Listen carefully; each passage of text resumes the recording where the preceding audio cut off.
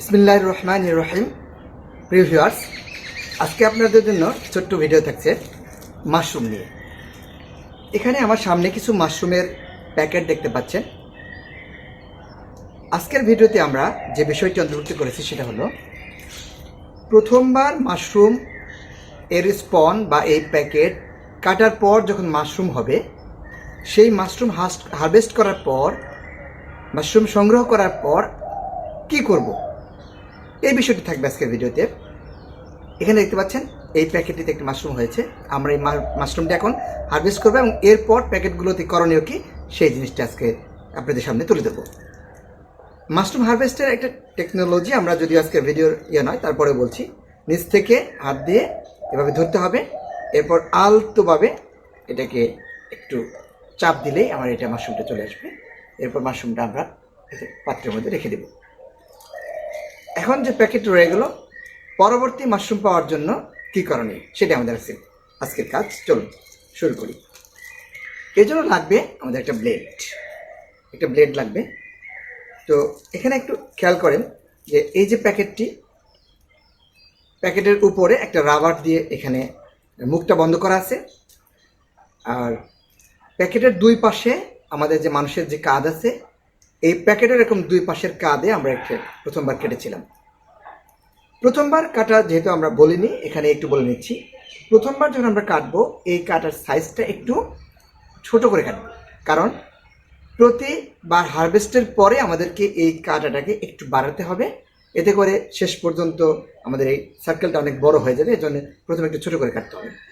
আর কাটার নিয়ম আমরা আগে বলেছি যে এটা হবে অর্ধচন্দ্রাকৃতি, অর্থাৎ ব্লেড দিয়ে উপর থেকে কাঁধ বরাবর একটা সোজা দাগ নিয়ে এসে একটা অর্ধচন্দ্রাকৃতি গোল করে দিলে হয়ে যাবে।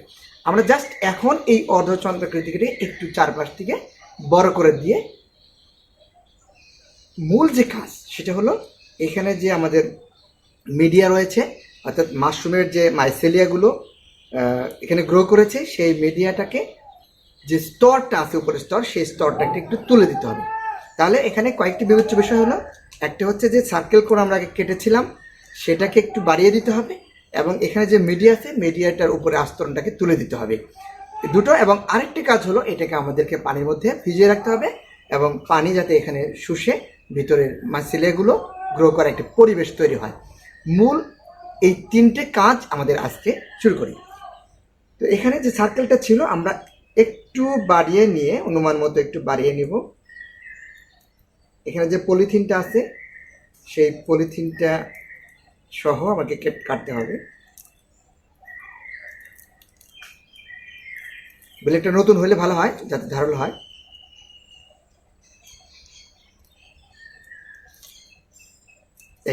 তাহলে এই পলিথিনটা আমরা এখান থেকে ছোট্ট করে তুলে ফেললাম, অর্থাৎ যে অংশটুকু আমি কাটলাম এই অংশে যাতে কোনো মাইসেলিয়া না থাকে, এটা এনশিওর করতে হবে। এই এক পাশটা হয়ে গেল। ঠিক একই পাশ এভাবেও এই পাশটা আমাদেরকে তাই করতে হবে। একটা রেডি হয়ে গেল। জাস্ট এটাকে আমরা এখন পানির মধ্যে ভিজিয়ে দিব।